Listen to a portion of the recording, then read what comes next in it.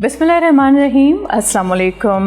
हक़ मौजूद programme together weekend सां गॾु मां हामा जी मेज़बान शाज़िया करीम।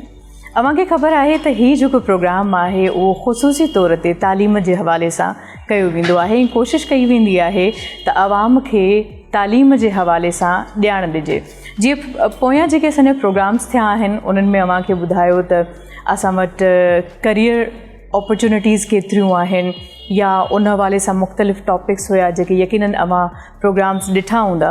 पर अॼु जेको प्रोग्राम आहे मां सम्झां थी पंहिंजे नोयत जो तमामु घणो अहम प्रोग्राम आहे ऐं हिन प्रोग्राम खे अव्हां ज़रूरु ॾिसिजो, छो त हिन प्रोग्राम मां अव्हांखे तमामु घणी ॼाण मिलण वारी आहे।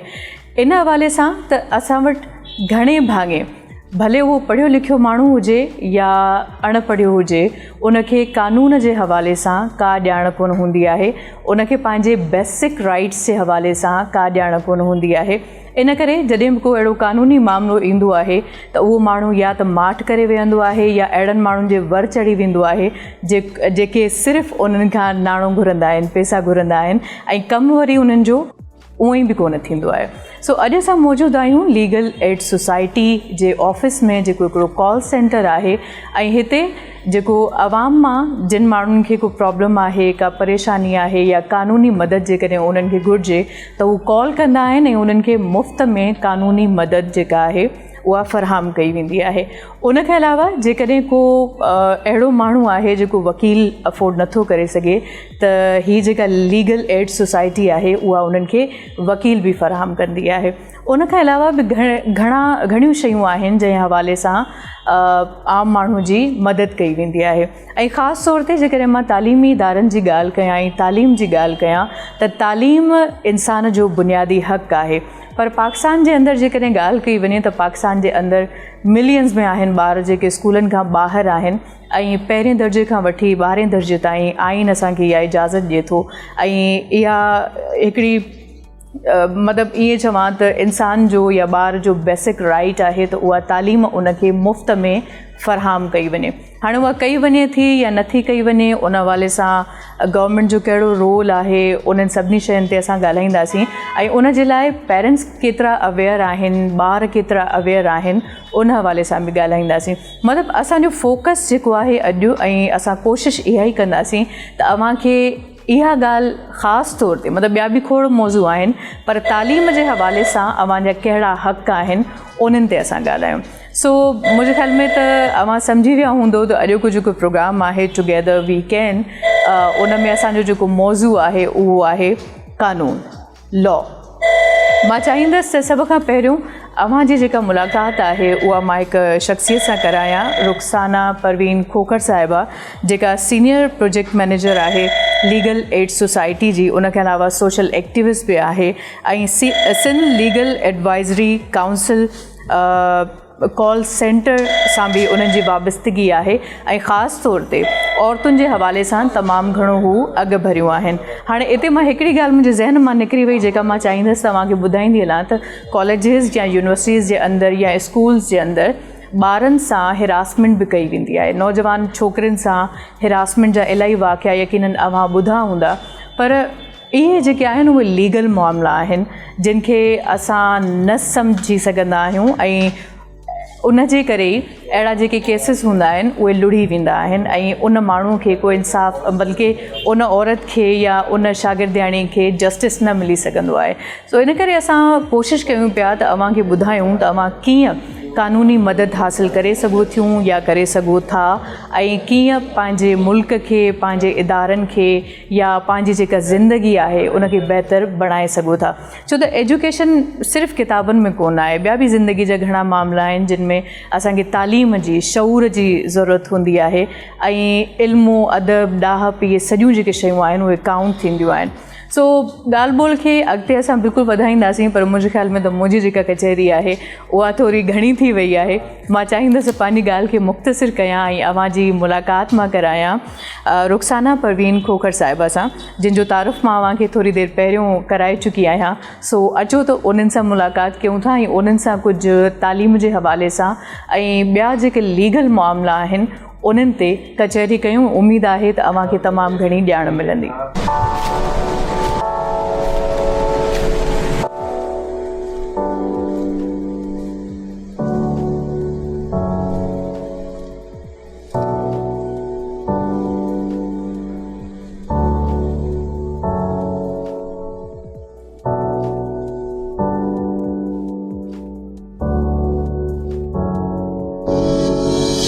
व्यूअर्स, जीअं त मूं सभई रवां सां ज़िक्र कयो त अवां जी मुलाक़ात हिकु अहिड़ी शख़्सियत सां कराईंदासीं जेका असांखे क़ानूनी हवाले सां जेका ॼाण आहे उहा फ़राहम कंदियूं। सो असां सां गॾु मौजूदु आहे रुखसाना परवीन खोखर साहिबा, जेका सीनियर प्रोजेक्ट मैनेजर आहे लीगल एड सोसाइटी जी ऐं सोशल एक्टिविस्ट पिणु आहे। औरतुनि जे हक़नि जे हवाले सां उन्हनि जूं तमामु घणियूं ख़िदमतूं आहिनि। साण में Sindh legal advisory council call centre सां उन्हनि जी वाबस्तगी पिणु आहे ऐं राइटर बि तमामु बहितरीनु आहिनि। उन खां अलावा बि हिननि जी शख़्सियत जा तमामु घणा पहलू आहिनि जिन ते इंशाअल्लाह वरी कॾहिं ज़िंदगीअ मौक़ो ॾिनो त कचहरी कंदासीं। फ़िलहाल छो त असांजो मौज़ू आहे एजुकेशन, इन करे असां कोशिशि कंदासीं त एजुकेशन ते ॻाल्हि कयूं। अगर हम पाकिस्तान में जो स्कूल्स हैं या स्पेशली मैं सिंध की बात करूँ तो इंफ्रास्ट्रक्चर नहीं है यहाँ पर, तो उस हवाले से कानून क्या कहता है और गवर्नमेंट क्या कर रही है? शाज़िया, हम बात करें स्कूल्स की और स्कूल के मसाइल की। पहले मैं आपके पहले क्वेश्चन से लिंक करके तो इसको जवाब को देना चाहूँगी कि आपका प्रीवियस भी आपके सवाल में ये चीज़ शामिल थी कि चैलेंजेस क्या हैं। तो मैं बात कर रही थी कि जिसमें एक चैलेंज पुअर इंफ्रास्ट्रक्चर है। पहले तो हम ये समझने की कोशिश करते हैं कि इंफ्रास्ट्रक्चर से क्या मुराद है। इंफ्रास्ट्रक्चर जो है उससे मुराद ये होती है कि बच्चों को स्कूल के अंदर सहूलियात कितनी मैसर हैं। जब एक बच्चा स्कूल में आता है तो उसको क्या चीज़ की ज़रूरत होती है? सबसे पहले प्रॉपर शेल्टर, कि शेल्टर मुराद पूरी एक महफूज बिल्डिंग हो जिसके अंदर बच्चा महफूज माहौल महसूस करे, सर्दी गर्मी बारिश इन चीज़ों से उसको बचाव हो। और दूसरा, वहाँ पे प्रॉपर वाशरूम की सहूलत हो, पीने का साफ़ पानी मुहैया हो, एक्सेसिबल जगह पे हो, महफूज जगह हो। तो इंफ्रास्ट्रक्चर बहुत ज़रूरी है, काउंट होता है। लेकिन आपको पता है कि हमारे यहाँ ना सिर्फ सिंध में बल्कि पूरे पाकिस्तान में इंफ्रास्ट्रक्चर के बहुत मसाइल हैं। ठीक है, तो कई दफ़ा बड़े प्रोग्राम्स भी आए हैं इंफ्रास्ट्रक्चर को बेहतर करने के लिए, और गवर्नमेंट ऑफ पाकिस्तान, ख़ास तौर पे गवर्नमेंट ऑफ सिंध बड़ी कोशिश कर रही है कि इंफ्रास्ट्रक्चर को बेहतर बनाया जाए। जहाँ पे पुरानी बिल्डिंग्स हैं, डेंजरस बिल्डिंग्स हैं, ख़तरनाक बिल्डिंग्स हैं, उनको डिमोलिश करके उनकी जगह पे नए स्कूल बनाए जाएँ, नए क्लासरूम बनाए जाएँ। और जहाँ पे बिल्डिंग्स नहीं हैं वहाँ पे बनाए जाएँ शेल्टरलेस स्कूल। बच्चे जहाँ पे दरख्तों के नीचे बैठ के पढ़ते हैं उनको ख़त्म किया जाए। तो ये वो तमाम चीज़ें हैं जो ज़रूरी हैं तालीम की बेहतरी के लिए।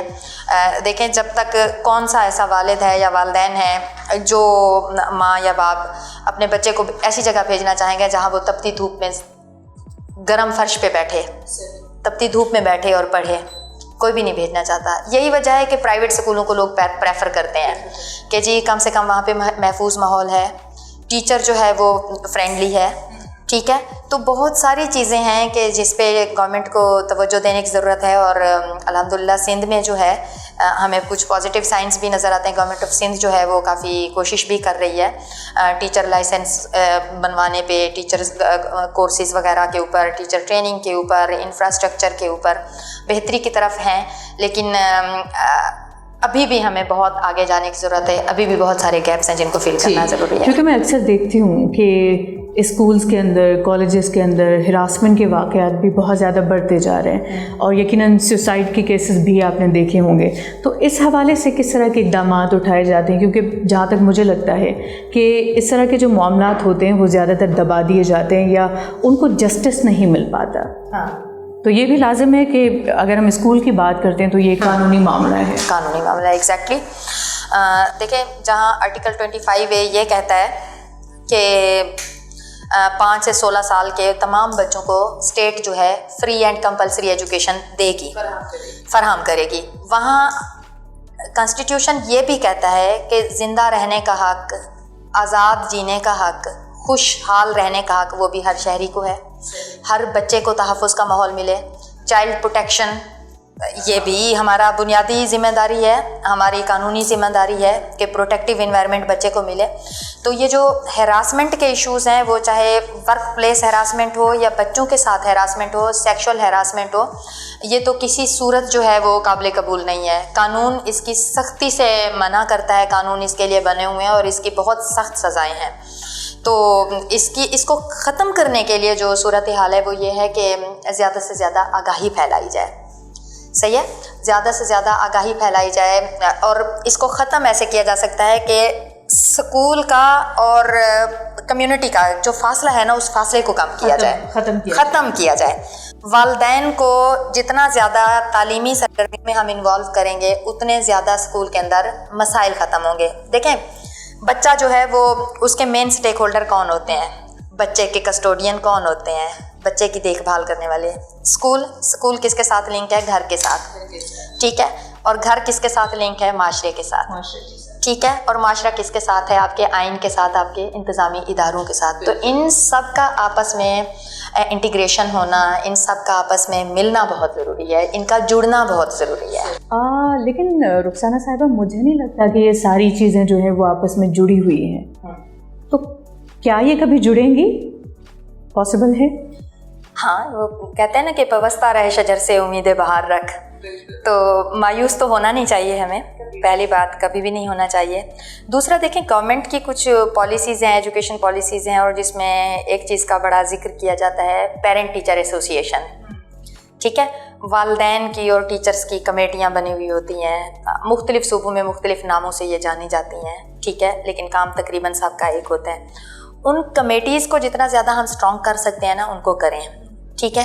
اس کے علاوہ ٹیچر ایجوکیشن، ٹیچر ٹریننگز جب ہم کروا رہے ہوتے ہیں تو اس کا ایک لازمی جز ہونا چاہیے ٹیچر بیہیویئر، ٹھیک ہے۔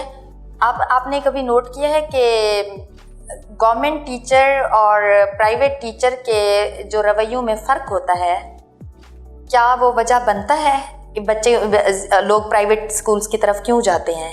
وجہ صرف یہی ہوتی ہے کہ جو پرائیویٹ اسکول کے ٹیچرز ہوتے ہیں وہ بہت زیادہ سوشل ہوتے ہیں۔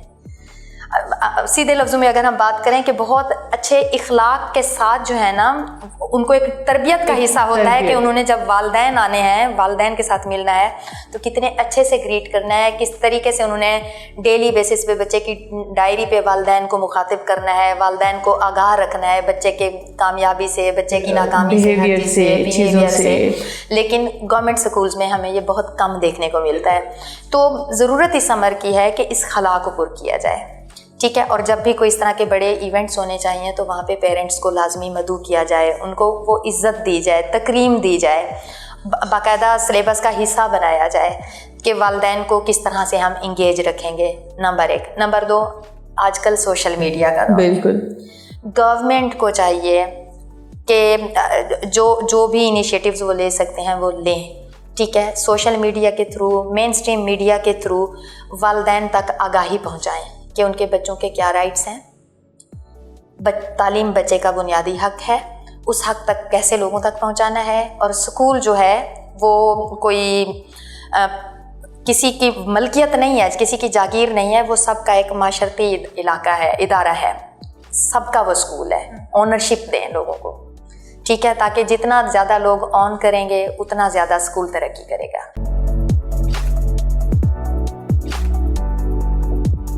اچھا، ایک سوال جو اکثر مطلب میرے شو میں جب کوئی انٹلیکچوئلز آتے ہیں تو میں ان سے کرتی ہوں کہ جی باقی ممالک میں نے دیکھا ہے کہ پرائیویٹ اسکولز نہیں ہیں، یا ہیں تو بہت کم ہیں۔ ہمارے ملک میں اگر دیکھا جائے تو گلی کے ہر نکڑ پہ آپ کو اسکول ملے گا، چاہے وہ 2 کمروں کا ہو، چاہے وہ 6 کمروں کا ہو، جہاں کھیلنے کی جگہ نہیں ہوتی، جہاں ایک ایسا کھلا انوائرمنٹ نہیں ہوتا۔ تو یہ جو پرائیویٹ، سوری میں اسے مافیا کہتی ہوں، پرائیویٹ مافیا، یہ اتنی حاوی کیوں ہو رہی ہے، اور گورنمنٹ جو سسٹم ہے وہ کیوں تباہ ہو رہا ہے؟ اور اس میں اگر میں قانونی طریقے سے یا قانونی طور پر آپ سے پوچھوں تو قانون کیا کہتا ہے؟ دیکھیں جی، اسکول جب بھی کوئی پرائیویٹ اسکول بنتا ہے نا تو اس کے بھی باقاعدہ SOPs ہوتے ہیں، ایسے ہی رجسٹریشن ہر ایرے گیرے کو نہیں مل جاتی، ٹھیک ہے، تو بات تو وہیں پہ آ جاتی ہے نا کہ سسٹم کہ یہ رجسٹریشن ہو کیسے جاتی ہے 2 کمروں کے اسکول کی۔ جب بھی کوئی اسکول آپ رجسٹرڈ کروانے جاتے ہیں تو اس کا پورا ایک پرفارما ہوتا ہے جس میں مختلف چیزیں پوچھی جاتی ہیں آپ سے کہ اتنا کم سے کم اتنا ایریا ہو، اتنے کمرے ہوں، اتنے واش روم ہوں، اس کی بلڈنگ کی کنڈیشن، بہت ساری چیزیں اس پرفارمے میں ہوتی ہیں۔ لیکن سوال تو ان پہ بنتا ہے نا جو یہ اس طرح کے اسکولس رجسٹرڈ کر رہے ہیں۔ تو اس طرح کے اسکول جو رجسٹرڈ ہیں اگر، تو واقعی وہ سوال بنتا ہے غیر قانونی ہے، ٹھیک ہے، کہ جہاں پہ بچوں کو हेल्दी इन्वायरमेंट नहीं दिया जा रहा। दूसरा रहा आपके सवाल का हिस्सा कि इनरोलमेंट इस तरह के स्कूलों में बढ़ क्यों रही है। तो शाजिया अगेन वही मसला है जो हम डिस्कस कर चुके हैं कि एक तो उन प्राइवेट स्कूल्स अपनी पब्लिसिटी बहुत करते हैं, आपको पता है।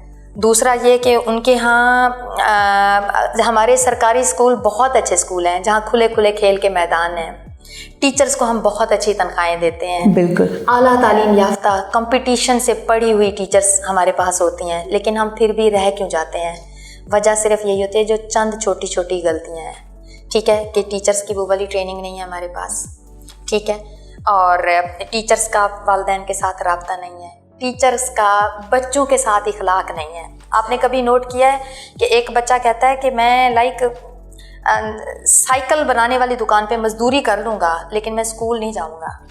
सरकारी स्कूल जाने से बच्चे क्यों घबराते हैं? वो खौफनाक माहौल, वो खौफनाक रवैये, ठीक है। तो ज़रूरत इस अमर की है कि देखें, मैं एक मिसाल देके हमेशा समझाती हूँ कि जब बच्चा छोटा होता है ना, अगर हम अर्ली ग्रेड्स की बात करें, बल्कि बड़े भी हो जाए तब भी यही दुनिया होती है कि बच्चे की दुनिया में क्या होती है। जब बच्चा छोटा होता है, लाइक मेरी बेटी है अभी 5 साल की है जब, तो सोचें कि उसकी दुनिया फ़िलहाल जो है उसकी माँ, उसके खिलौने और उसका घर, ये 3 बुनियादी चीज़ें हैं जो उसकी दुनिया है। अचानक हम उसकी दुनिया बदल देते हैं, माँ की जगह एक गुस्से वाली टीचर आ जाए, खिलौने की जगह वो भारी भरकम बैग आ जाए जिसकी उसको समझ नहीं आ रही, और घर की जगह वो वीरान दीवारें और वीरान कमरा आ जाए जहाँ पे आपको जाके नीचे बैठना पड़े। तो क्या वो इस रंगीन दुनिया से उस दुनिया को एक्सेप्ट करेगा बच्चा? कभी। तो यही वजह होती है कि बच्चा चीख रहा होता है, रो रहा होता है कि मैंने वहाँ नहीं जाना। तो करना क्या है कि टीचर को माँ बनना होगा, माँ जैसी तरबियत, माँ जैसा प्यार, माँ जैसा इखलाक। स्कूल को घर दिखना होगा जहाँ बच्चे को तहफ़्फ़ुज़ महसूस हो, आज़ादी महसूस हो। किताबों को खिलौनों जैसा होना पड़ेगा जो बच्चा समझ सके, खुश होकर सीखे। हमारे यहाँ गवर्नमेंट के अगर निसाब की बात की जाए तो वो मेरे ख्याल से जो मैंने बचपन में पढ़ा होगा मेरा बच्चा भी वही पढ़ेगा। कोई तब्दीली नहीं होती। अब देखिए, कंपटीशन का दौर है यहाँ पे। अगर मैं बाकी ममालिक की बात करूँ तो वहाँ पे साइंस पढ़ाई जाती है, बच्चों को इस तरीके से ट्रेन किया जाता है कि वो खुद चीज़ों को समझें, खुद करें, प्रैक्टिकली वो चीज़ें करवाते हैं। कोई होमवर्क नहीं होता। हमारा बच्चा स्कूल जाता है, स्कूल में तकरीबन 2 बजे तक स्कूल, उसके बाद घर आएगा, फिर उसको ट्यूशन जाना है, फिर उसको मदरसे जाना है, और काम भी इतना होता है कि बच्चा बेचारा काम कर करके वो कॉपियाँ भर भर के थक जाता है। तो मैं समझती हूँ कि ये भी एक बड़ा रीज़न है कि बच्चा नहीं चाहता कि मुझे स्कूल जाना है। वही है ना कि इंटरेक्शन नहीं है। लेकिन शाजिया, अब इस तरह के गैर ज़रूरी इकदाम अगर जहाँ पे जिन स्कूल्स में हो रहे हैं, ओवर वर्कलोड दिया जा रहा है, टीचर्स का एटीट्यूड ख़राब है, गवर्नमेंट ऑफ सिंध बहुत इनिशिएटिव्स ले रही है। हम इस वक्त जिस कॉल सेंटर के अंदर बैठे हुए हैं, आप 0800-70806 मिलाएँ, पाकिस्तान के किसी भी हिस्से से हैं, ख़ासतौर पर सिंध में किसी भी इलाके से आपका ताल्लुक़ है, और आपको स्कूल के अंदर अनहेल्दी इन्वायरमेंट दिया जा रहा है, आपका टीचर बच्चों को जिस्मानी सज़ा दे रहा है या मेंटली टॉर्चर कर रहा है या कोई टीचर्स को हरास कर रहा है, कोई भी मसला है, आपके टीचर स्कूल के अंदर नहीं आ रहे, क्वालिटी एजुकेशन नहीं दे रहे, आप इस नंबर पे कॉल करें। हमारा कॉल सेंटर ना सिर्फ उनको लीगल एडवाइस प्रोवाइड करेगा, बल्कि हमारा ये सिस्टम इंटीग्रेटेड है गवर्नमेंट ऑफ सिंध के कंप्लेंट सेल के साथ। तो हम फ़ौरन उस मुतलका कंप्लेंट को जो है ना वहाँ पे दर्ज करवाते हैं चीफ सेक्रेटरी के ऑफिस के कंप्लेंट सेल के साथ, और वहाँ से फ़ौरन लेटर जारी होता है उस मुतलका ईडीओ एजुकेशन को कि इस मुतलका स्कूल में जो है आप एक्शन लें। स्कूल्स के अंदर या कॉलेजेस से या यूनिवर्सिटी से आपको किस तरह की कंप्लेंट्स ज़्यादा आती हैं? यकीनन आती होंगी जी। स्कूल से ज़्यादातर ये आती है कि जी टीचर घर बैठ के तनख्वाह ले रहा है, लाइक टीचर आ नहीं रहा, या टीचर जो है वो बिला वजह जो है हिरासा कर रहा है बच्चों को, या फिर जो है टीचर्स की भी कंप्लेन आती हैं कई दफ़ा कि जी हमने इंटरव्यू क्लियर कर लिया, टेस्ट पास कर लिया, लेकिन अभी तक हमारी जॉब नहीं, लेटर नहीं मिल रहा, सैलरीज नहीं मिल रही। तो इस तरह के जो है ना वो वाक़यात आज आ रहे होते हैं। लड़कियों के आ जाते हैं कि कोई उनको हरास कर रहा है, प्रोटेक्टिव इन्वायरमेंट नहीं है। तो मल्टीपल इश्यूज़ पे मल्टीपल कॉल्स आती हैं हमें। तो अगेन हम यही कहते हैं कि किसी भी इशू में आप अकेले नहीं हैं। गवर्नमेंट ऑफ सिंध जो है, जिस तरह गवर्नमेंट ऑफ सिंध का नारा है कि गवर्नमेंट ऑफ सिंध खिदमत में सबसे आगे, تو وقت کے ساتھ ساتھ چیزیں امپروو ہو رہی ہیں. ٹھیک ہے, تو ہم خدمت میں سب سے آگے کے جذبے کو ساتھ لے کے یہاں پہ بیٹھے ہوئے ہیں. میں بذات خود کال سینٹر میں سینئر پروگرام مینیجر کی حیثیت سے اپنی قوم سے میں ریکویسٹ کروں گی کہ کبھی بھی خود کو تنہا محسوس نہ کریں. تعلیم ہر بچے کا بنیادی حق ہے, اس حق کو دلائیں بچوں کو. آپ کو دیکھیں, آپ بچوں کے لیے زمینیں بنائیں. شازیہ, بچوں کے جہیز کی فکر نہ کریں, بچیوں کی زمینیں جائیدادیں نہ بنائیں. اگر آپ کی قابل اولاد ہوگی نا, تعلیم یافتہ اولاد ہوگی, تو وہ ایسی کئی آپ کو بنا کے دے دے گی. لیکن اگر آپ نکمی اور ناکارہ اولاد پیچھے چھوڑ کے جائیں گے, الٹریٹ بچے چھوڑ کے جائیں گے, وہ ملک و قوم پہ بھی بوجھ ہوں گے, اور آپ کی کیا کرائی جو محنت پوری زندگی کی ہوگی نا, اس کو بھی بیچ کھائیں گے. تو سب سے بڑا زیور تعلیم ہے. اپنی بیٹیوں کو تعلیم دیں خاص طور پہ, اور ان کو اسکولوں میں داخلہ کروائیں. یہ جو فرسودہ رسومات ہیں, کلچر ہے کہ جی بیٹیاں تو, میں وہ الفاظ بھی نہیں دہرانا چاہتی. ہاں بیٹے, حالانکہ یہ آپ نے بولا شازیہ, بیٹی انسان ہوتی ہے, دھن نہیں ہوتی. دھن نہیں ہوتی. دھن لفظ استعمال ہی کیوں کیا جاتا ہے ایک انسان کے لیے؟ ٹھیک ہے, تو یہ سارے فرسودہ الفاظ کو ختم کریں, بچیوں کے اوپر انویسٹ کریں. ٹھیک ہے, ایک پڑھی لکھی بیٹی, ایک تعلیم یافتہ بیٹی 4 نکمے بیٹوں سے بہتر ہے. جو بات ہے صحیح ہے. تو بیٹا ہو یا بیٹی ہو, کوالٹی میٹر کرتی ہے, تربیت میٹر کرتی ہے, اور اس تربیت کا لازمی جز ہے تعلیم. اپنے بچوں کو تعلیم دیں. کہیں پہ کوئی رکاوٹ ہے تو آپ ہمیں کال کریں, ہم آپ کی مدد کے لیے بیٹھے ہیں. اویئرنیس کی اگر بات کریں تو عوام کے پاس تو بالکل نہیں ہے. میں پڑھی لکھی ہوں, یونیورسٹی تک چلی گئی, لیکن مجھے ایسے غیر ضروری سبجیکٹس دیکھنے کو ملے جو شاید نہ مجھے آج کام آئیں گے, نہ مجھے کبھی کام آئیں گے. اگر میں آرٹس کی بات کروں, ہمیں قانون کے حوالے سے بچپن سے لے کر یونیورسٹی تک کوئی اویئرنیس نہیں دی گئی, یا کوئی ایسا سبجیکٹ نہیں تھا کہ جس میں ہمیں قانونی جو ایک نالج ہے وہ دی جاتی. ہاں, میرے خیال سے 9th میٹرک کے اندر کیا کہتے ہیں, پاکستان اسٹڈیز میں آئین پڑھایا جاتا ہے, اس کے علاوہ کچھ نہیں پتہ.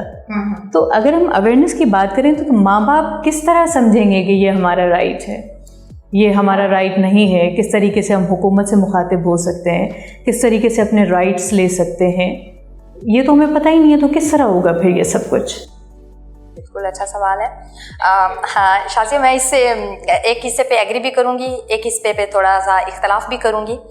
آپ کا پہلا تھا کمنٹ کہ کئی غیر ضروری سبجیکٹ ہوتے ہیں. دیکھیں شازیہ, سبجیکٹ غیر ضروری کوئی بھی نہیں ہوتا.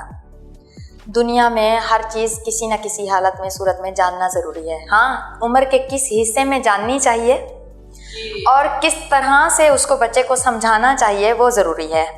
ٹھیک ہے, اب میں آپ کو مثال دیتی ہوں کہ ہم میتھس میں اکثر بچوں سے میں نے سنا ہے کہ جی ہمیں جو بچپن میں زبردستی الجبرا پڑھایا گیا, مجھے بتائیں کہ جی پریکٹیکل لائف میں اس کا کہاں استعمال ہو رہا ہے, ہمیں جو وہ فارمولے پڑھائے گئے, ہمیں جو فلاں چیز بتائی گئی, اس کا کہاں استعمال ہو رہا ہے. بھائی وہ پڑھانے والوں کی غلطی تھی, انہوں نے سمجھایا صحیح نہیں.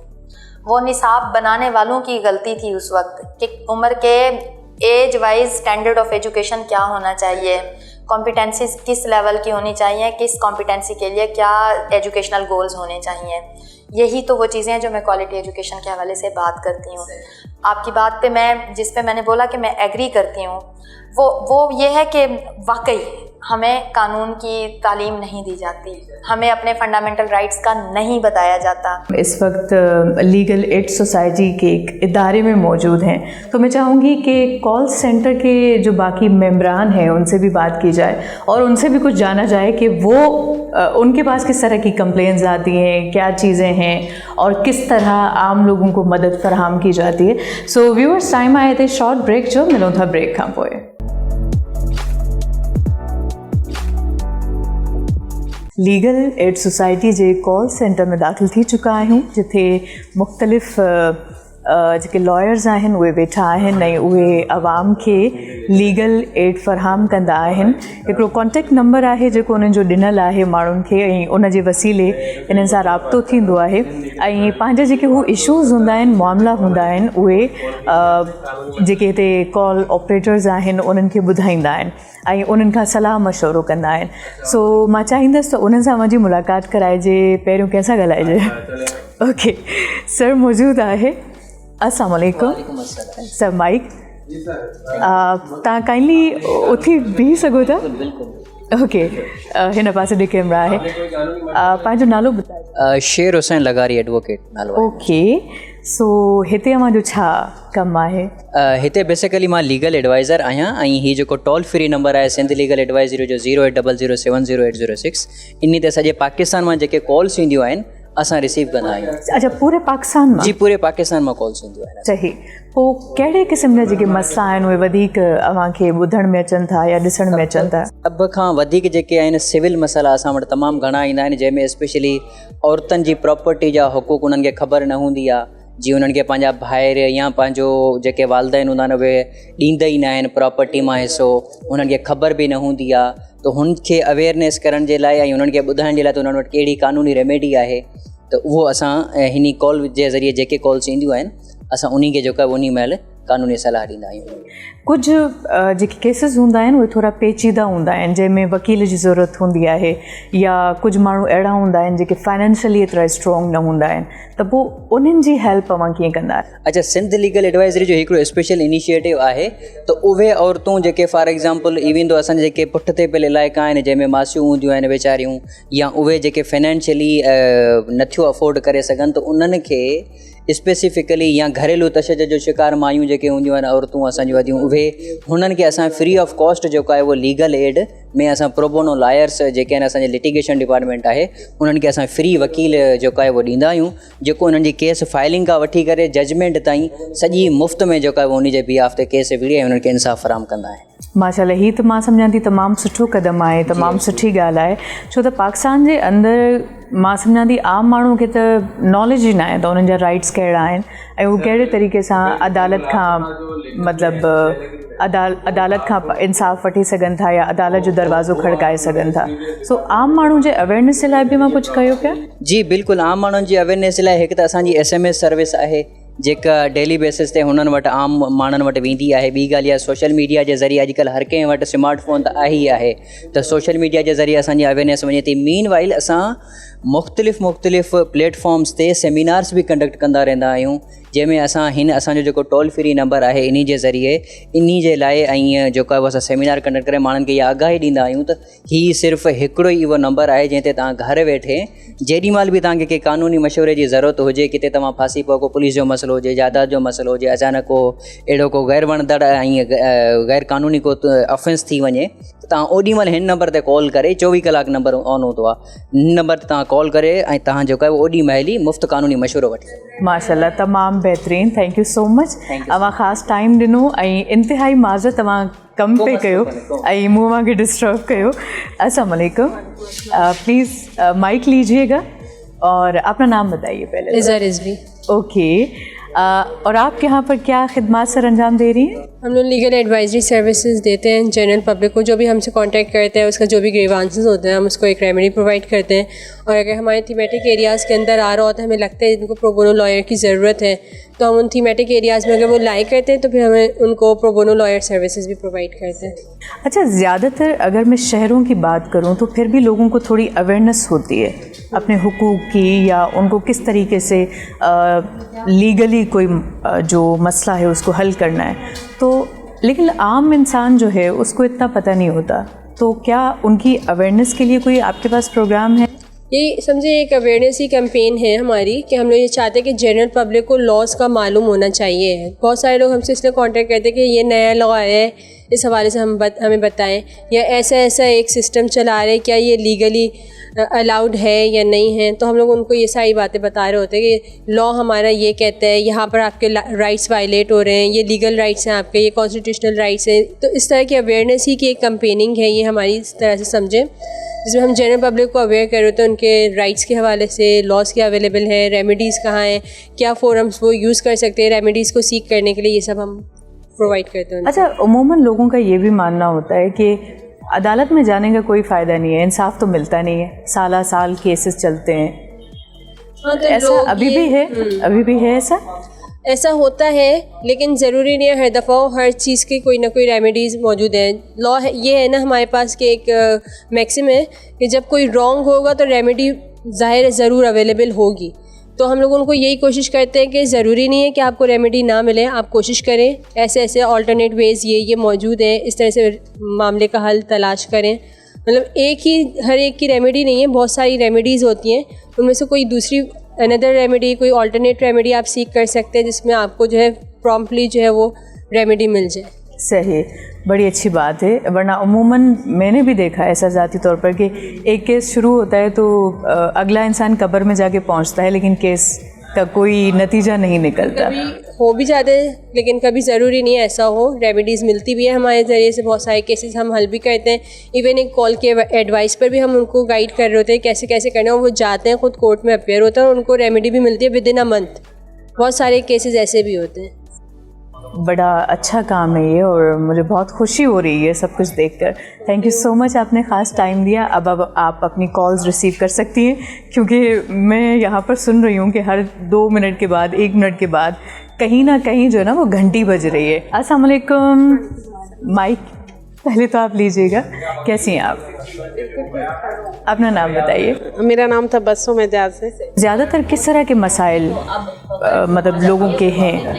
جی، یہاں پر فیملی اور گھریلو تشدد کے واقعات بہت ہیں اور پبلک سروس ریلیٹڈ میٹرز ہوتے ہیں جس میں کہ آپ کے ایجوکیشن سے ریلیٹڈ کالز ہوتی ہیں، بچوں پہ تشدد کی ہوتی ہیں، چائلڈ میرجز کی ہوتی ہیں، اور مائنورٹیز بھی کال کرتی ہیں ہمیں. NICs وغیرہ کے مسئلے بہت زیادہ ڈسکس کرتے ہیں کالرز. پبلک سروس میٹرز بہت زیادہ ہیں.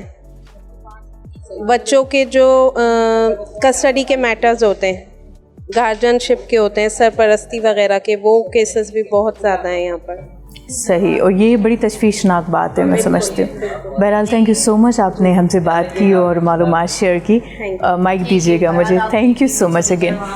جی ویورز، سو मां चाहींदसि त हिते कुझु ॿिया मेंबरान बि आहिनि, उन्हनि सां बि कुझु कचहरी करे वठूं. ऐं ख़ासि तौर ते जिन केसिस जी ॻाल्हि थिए पई उहे त हाणे पाकिस्तान में इलाही घणा कॉमन थी विया आहिनि, पर लाज़िम आहे हर शइ जो को न को सोल्यूशन हूंदो आहे.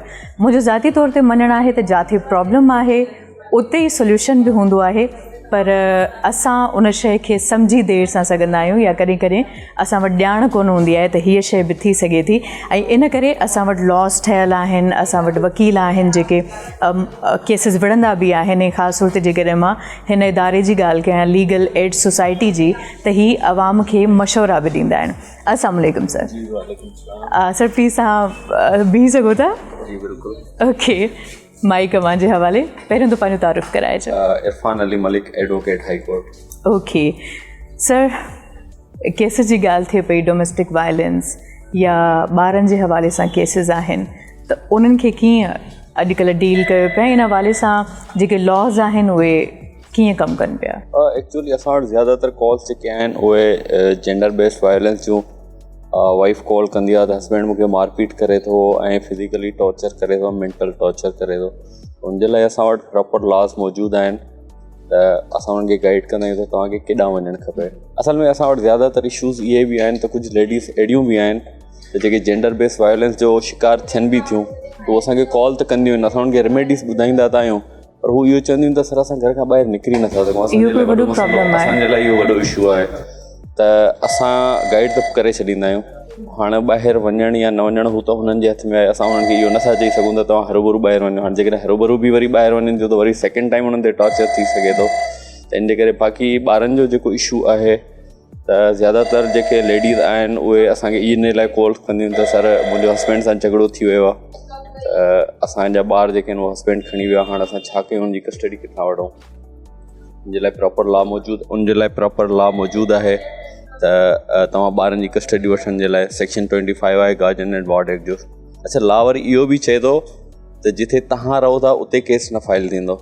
केस उते फाइल थींदो जिथे ॿार रहनि था. हाणे जिन जे पोयां विज़डम इहो आहे त नंढड़ा ॿार जेकॾहिं मिसाल तौरु आउं हैदराबाद में थो रहां ऐं ॿार कराची में था रहनि त मां हैदराबाद में रही करे सूट हैदराबाद में फाइल कयां त ॿार कराची खां हैदराबाद ट्रैवल करण में उन्हनि खे इलाही तकलीफ़ थींदी. इन करे ला उन्हनि जे लाइ हिकिड़ी इहा फैसिलिटी रखी त जिथे ॿार रहनि था इहो केस आहे उते फाइल कंदो. अच्छा, मां हिकिड़ी शइ ॾिठी आहे त जेसि ताईं ही ज़ाल मुड़ुस जो झेड़ो हलंदो आहे, तलाक ताईं ॻाल्हि पहुचंदी आहे या कस्टडी ताईं ॻाल्हि पहुचंदी आहे, त ॿारनि जो तालीम जे हवाले सां ॾाढो नुक़सानु थींदो आहे. उन हवाले सां का आसानी उन्हनि ॿारनि जे लाइ? बिल्कुलु आसानी आहे ला में. अॼु रिसेंटली मूंखे हिकिड़ी कॉल कई हुई लाहौर खां त मुंहिंजो हस्बैंड जेको आहे उहो मूंखां नाराज़ थी विया ऐं असां माना पाण में ई थोरो घणो झगड़ो थी पियो आहे. हाणे हुनजे नो अबाउट जी ख़बर कोन्हे, शायदि हुनजी ॿी शादी करे छॾी आहे, मूंखे हुन छॾे ॾिनो आहे.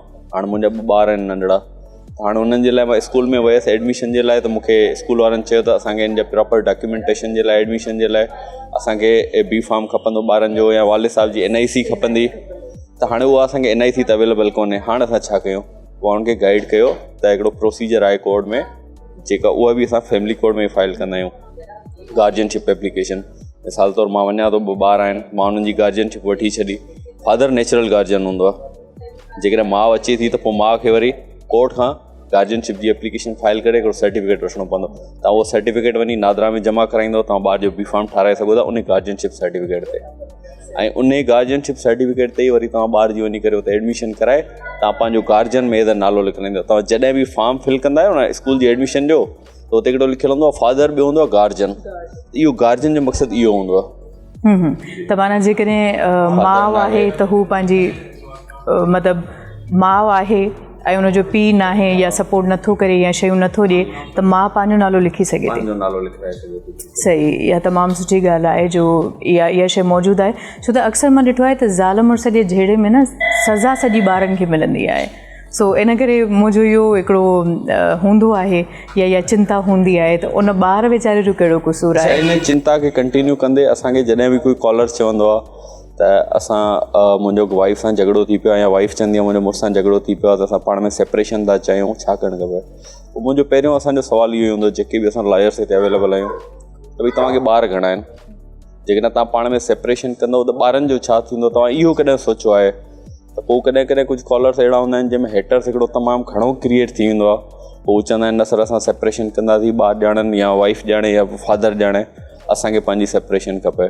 कुझु वरी अहिड़ा हूंदा आहिनि जेके उन शइ खे कंसीडर कंदा आहिनि. उन खां पोइ वरी असांजो हिकिड़ो मेडिएशन जो प्रोग्राम आहे जंहिंमें आउट ऑफ कोर्ट सेटलमेंट कराईंदा आहियूं, त असां उन्हनि खे उहो बि गाइड कंदा आहियूं. अगरि तव्हां कोर्ट नथा वञणु चाहियो, घणा कॉलर्स अहिड़ा बि हूंदा आहिनि जेके चवंदा आहिनि त असां कोर्ट वेंदासीं, प्राइवेसी लीक थींदी असांजी, या असांजे लाइ कुझु हिंड्रेंसिस आहिनि जेके असांखे फेस करणा पवंदा. उन जे लाइ असां हुनखे मेडिएशन जो प्रोग्राम जो ॿुधाईंदा आहियूं. कुझु कॉलर्स आहिनि उहे एग्री कंदा आहिनि त पोइ असां हुनखे मेडिएशन जे तरफ़ वठी वेंदा आहियूं. माशाल्लाह, तमामु सुठी ॻाल्हि. मतिलबु हर तरीक़े सां कोशिशि इहा हूंदी आहे त उहो माण्हू जेको कॉल करे थो उनखे कान का उमेद मिले. ज़बरदस्त. Sir thank you so much. मां पंहिंजो ख़ासि टाइम ॾिनो. अव्हांजी कॉल बार बार अचे पई, प्लीज़ तव्हां रिसीव करे वठो, छो त अॼुकल्ह पाकिस्तान में मसइला तमामु घणा थी विया आहिनि. सर सभ खां पहिरियों त वॾी महिरबानी, अव्हां पंहिंजो ख़ासि टाइम ॾिनो. हिकिड़ो अहम सुवालु जेको मां करणु चाहींदसि, शहरनि में त वरी बि थोरी घणी ॼाण हूंदी आहे, पर जेकॾहिं असां ॻोठनि जी ॻाल्हि कयूं त ॻोठनि में ख़ासि तौर ते क़ानूनी हवाले सां का बि ॼाण कोन हूंदी आहे, त उन हवाले सां अव्हां का रिथाबंदी कई आहे? अच्छा, असांजो इहो आहे त सिंध गवर्नमेंट जे ताउन सां असांजी जेका पब्लिकेशन हले थी पई, जीअं SMS कैंपेन आहे ऐं अलॻि अलॻि तरीक़नि सां, त जीअं असां माण्हुनि खे ॿुधाए सघूं त हे असांजो Sindh legal advisory call centre आहे. जेके उन्हनि खे को इशू आहे ऐं उन्हनि खे का लीगल एडवाइस वठणी आहे त असां हिन नंबर ते कॉल करे ऐं असां खां पुछी सघंदा. पंहिंजो क्वेश्चन जो ॿुधाईंदा आहिनि, असां उन्हनि ते उन्हनि खे एडवाइस कंदा आहियूं जेको रिलेवेंट लॉ आहे उन जे तहत. सही, तमामु सुठी ॻाल्हि. Thank you so much. अव्हां पंहिंजो ख़ासि टाइम ॾिनो. जी व्यूवर्स, काफ़ी मतिलबु मुख़्तलिफ़ लाज़िम आहे राया असां वटि पहुचनि पिया. सो उन हवाले सां हिकु ॿी शख़्सियत हिते मौजूदु आहे, उन्हनि सां मां चाहींदसि त अव्हांजी ॻाल्हि ॿोल कराइजे, पर ग़ालिबन कॉल ते मसरूफ़ आहिनि, सो ॻाल्हाए वठनि त पोइ उन्हनि खे डिस्टर्ब कयूं था. मुंहिंजे ख़्याल में कॉल कट थी वई आहे. अस्सलाम वालेकुम सर. सर सॉरी मां डिस्टर्ब कयूं पिया. Mike please. सभ खां पहिरियों त पंहिंजो तारीफ़ कराइजो. मुंहिंजो नालो एडवोकेट फ़हीम अहमद. माशाल्लाह. जेको हिते काफ़ी टाइम सां जेको कमु करे रहियो आहियां एज़ ए लीगल एडवाइज़र. सही.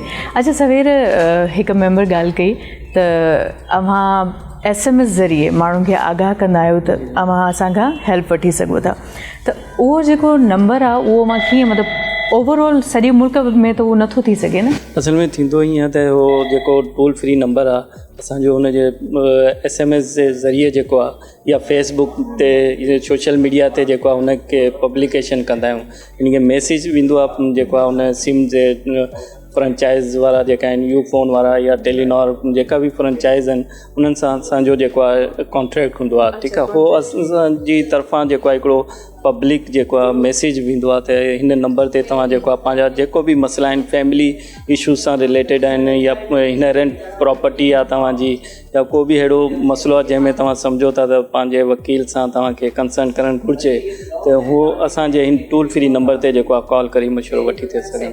अच्छा सर, अक्सर ईअं थींदो आहे त वॾा वॾा जेके इदारा हूंदा आहिनि पंहिंजा प्रोग्राम्स वॾनि वॾनि होटलनि में कंदा आहिनि ऐं उते लाज़िम आहे त जेके अचण वारा माण्हू हूंदा आहिनि उन्हनि खे पहिरियों ई ख़बर हूंदी आहे शयुनि जी कुझु हद ताईं, पर अहिड़े क़िस्म जा जेके इवेंट्स आहिनि प्रोग्राम्स आहिनि उहे ॻोठाणनि इलाइक़नि में कोन थींदा आहिनि। इन जो छा सबबु आहे ऐं छो उन्हनि शयुनि खे असां हमेशह नज़रअंदाज़ था कयूं?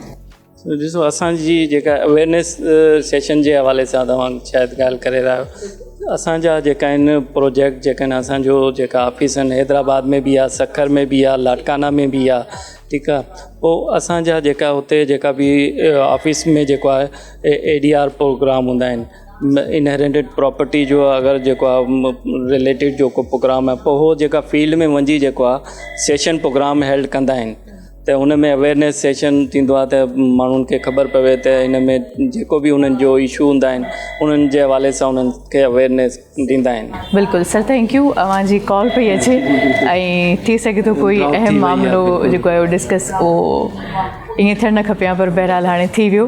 थैंक यू सो मच, मां पंहिंजी ख़ासि राय ॾिनी ऐं असां सां ॻाल्हायो। सो बहरहाल मां व्यूवर्स ॾिसो पिया त कॉल्स अचनि पियूं ऐं माण्हू पंहिंजा मसइला ॿुधाइनि पिया। सो अॼोको जेको ही प्रोग्राम आहे उहो तक़रीबन पंहिंजी पुॼाणीअ ते पहुचण वारो आहे। सो बल्कि पहुची चुको आहे, मूंखे हाणे ख़बर पई त प्रोग्राम असांजो पुॼाणी ते पहुची चुको आहे। सो उमेदु आहे त अॼोको प्रोग्राम टुगेदर वीकेंड अव्हांखे पसंदि आयो हूंदो ऐं मूंखे तमामु घणी ॼाण बि मिली हूंदी, छो त सवेर मूं इहा ई ॻाल्हि कई त ॼाण जेका आहे उहा इंतिहाई ज़रूरी आहे, ख़ासि तौर ते जेके असांजा आम रोज़मर्रा ज़िंदगी जा मसइला आहिनि। असां वॾनि वॾनि मसइलनि खे इग्नोर कंदा आहियूं जॾहिं त ईअं करणु न खपे, छो त इंसानु आहे, इंसान जूं मुख़्तलिफ़ ज़रूरियात आहिनि, मुख़्तलिफ़ प्रॉब्लम्स आहिनि, कुझु घर में सॉल्व थी वेंदा आहिनि पर कुझु जे लाइ असांखे क़ानूनी मदद जेका हूंदी आहे उहा घुर्बल हूंदी आहे। इन करे अॼोको ही जेको प्रोग्राम आहे उहो असां कोशिशि कई त अव्हांखे लॉ जे हवाले सां ॼाण ॾियूं ऐं हीअ बि एजुकेशन जो हिकिड़ो हिसो आहे। उहा असांजी बदकिस्मती आहे त असांखे निसाब में तालीम कोन ॾिनी वेंदी आहे या न ॿुधायो वेंदो आहे या कानून जे हवाले सां जेका ॼाण आहे उहा सिर्फ़ु उन्हनि ई स्टूडेंट्स खे ॾिनी वेंदी आहे जिन जो तालुक़ु लॉ फील्ड सां आहे।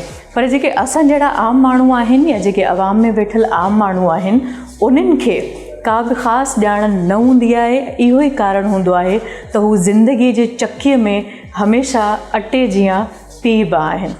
इन करे असां कोशिशि कई त हीउ प्रोग्राम अव्हां जे लाइ असां पेश कयूं ऐं अव्हांखे ॿुधायूं त कहिड़ा कहिड़ा अव्हांजा राइट्स आहिनि ऐं कहिड़े तरीक़े सां ऐं काथूं अव्हां कानूनी जेका मदद आहे उहा वठी सघो था। सो मां चाहींदसि त प्रोग्राम खे असां वाइंड अप कयूं ऐं हिते अव्हांखे नंबर्स बि नज़र अची रहिया हूंदा, प्लीज़ अव्हां नोट करे छॾिजो त जीअं अलाह ख़ैर करे का अहिड़ी सूरत हाल हुजे त अव्हां कॉल करे सघो ऐं लीगल एड सोसाइटी सां लिंक थी करे पंहिंजो जेको मसइलो आहे उनखे अव्हां बयानु करे सघो। अॼोको प्रोग्राम उमेदु आहे अव्हांखे घणो कुझु सिखण जे लाइ मिलियो हूंदो अॼोके हिन प्रोग्राम में। हयाती बख़ैर, वरी अव्हां सभिनी सां मुलाक़ात थींदी हिकु नए एपिसोड सां। तेसि ताईं पंहिंजो तमामु घणो ख़्यालु रखिजो ऐं पंहिंजनि जो बि ख़्यालु रखिजो। अल्लाह जे अमान में।